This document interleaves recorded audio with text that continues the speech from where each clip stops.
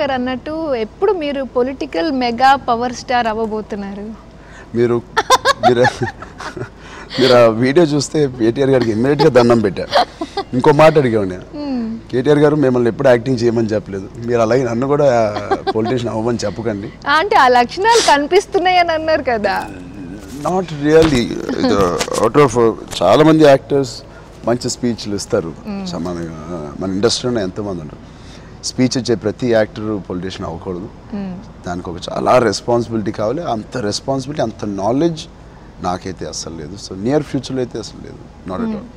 And ఈ మధ్య టాలీవుడ్లో మంచి అంటే మల్టీ స్టారర్స్ కానివ్వండి, నెక్స్ట్ మీ ఎన్టీఆర్ అండ్ మీది కానివ్వండి, హ్యాపీ టు సీ అంటే చక్కగా అందరూ కలిసి, అంటే ఎప్పుడూ మేము ఎన్టీఆర్ గారు, కృష్ణ గారు, ఇలా చిరంజీవి గారు ఇలా అందరూ కలిసి చేయడం మేము అప్పుడు చూసాం, మళ్ళీ ఇప్పుడు చూస్తున్నాం టాలీవుడ్లో.